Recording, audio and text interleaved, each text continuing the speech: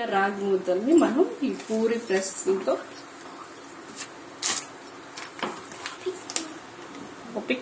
ఈ రాగి ముద్దల్ని మనం ఈ పూరి దాంట్లో పెట్టి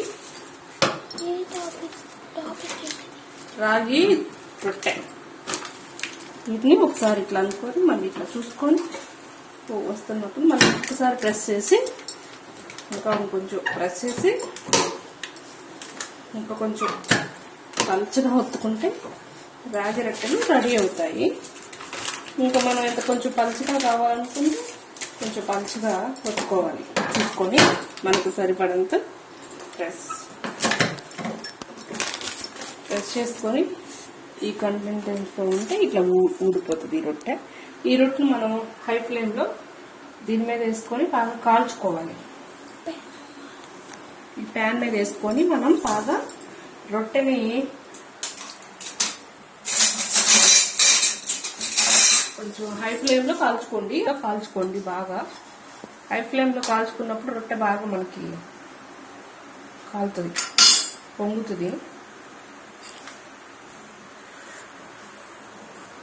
2 టైమ్స్ అటు ఇటు ఈ రొట్టెని మనం బాగా టర్న్ చేసుకుంటూ హై ఫ్లేమ్లో పెట్టుకొని బాగా కాల్చుకోవాలి.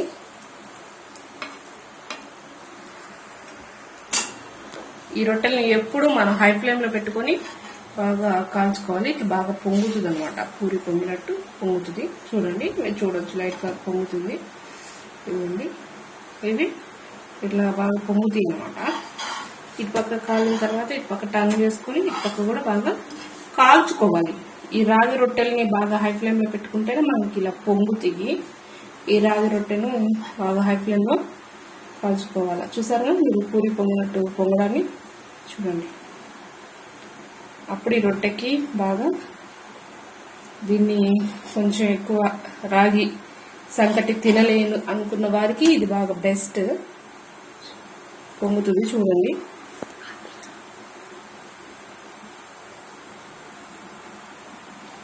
రొట్టె బాగా పొంగుతుంది.